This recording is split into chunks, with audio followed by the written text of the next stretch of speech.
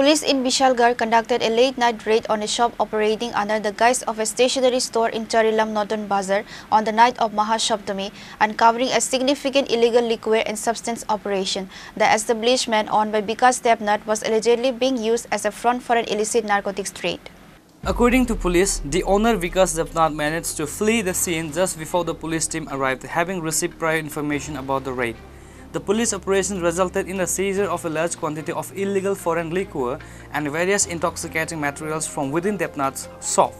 SI Prasenjit Debnath of the Vishalgarh police station confirmed the incident, stating that a case has been registered against the accused Vikas Debnath at the Vishalgarh police station and efforts are underway to apprehend the absconding suspect.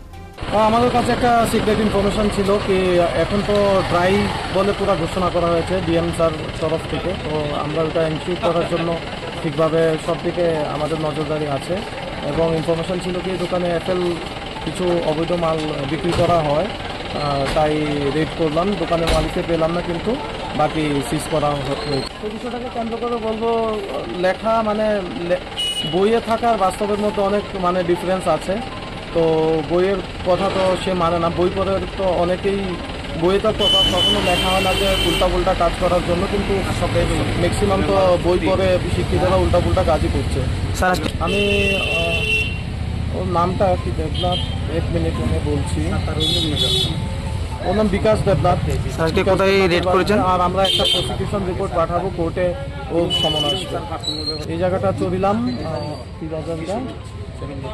নতুন বাজার। তো মানে প্রচেষ্টা চলবে কি মানে নেশামুক্ত রাখার জন্য, যাতে দুর্গাপূজাটা মানে ঠিকভাবে, যারা এখন উঠতি বয়সের ছেলে মেয়েরা আছে তারা মদ থেকে বিরত থাকার জন্য, কারণ ওটা থেকে অ্যাক্সিডেন্ট হয় প্লাস অন্যান্য এলো সিচুয়েশনগুলো অ্যারাইজ করে, যেটি আমাদের পুলিশ ইভেন সব প্রশাসনিক যারা দায়িত্বে আছেন, মানে যারা ভালো মানুষ পুজোতে যাচ্ছে, মহিলা বুড়ো মানুষ, তাদের সবাইরই প্রবলেম হয়। আমি SI প্রসেনজিৎ দেবনাথ, বিশালগড় পুলিশ।